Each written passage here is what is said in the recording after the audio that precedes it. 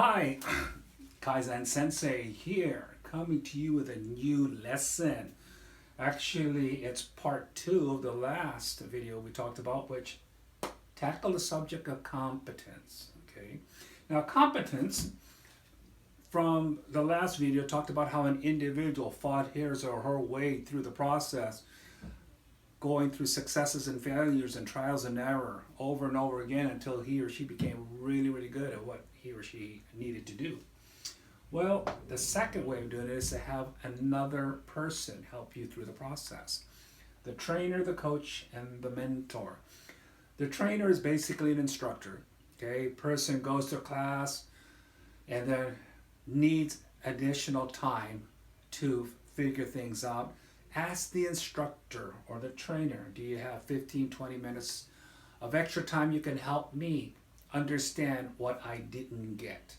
Sometimes that extra time is enough for that person to graduate to that level.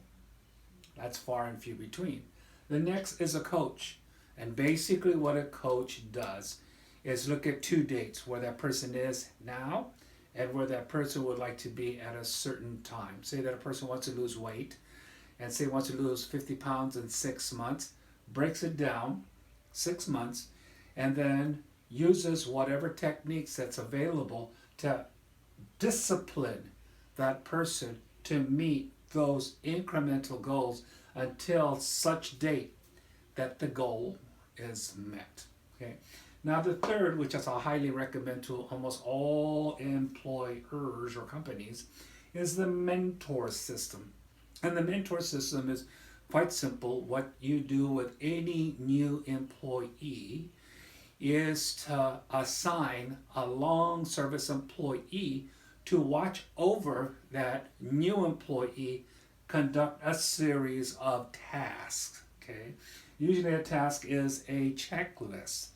And what the long service employee does is to grade that person to see if that person can do it. And if that person can't, will actually mentor or show that person how to do it properly. And when that person demonstrates that that person can do that particular task without help, then that long service employee, which would be a senpai in Japanese, gohai for the short service employee, if that short service employee does it right, the long service employee signs off. And then with this long series of tasks on a checklist, that if that short service employee gets signed off on each individual one of those tasks, then that short service employee now becomes a competent employee.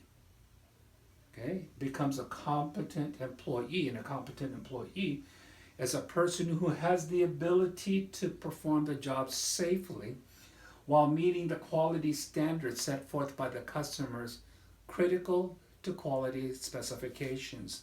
And when you do that, that means that you've finally added tremendous value to your customer. And that's what it's all about. Okay, it's all about value.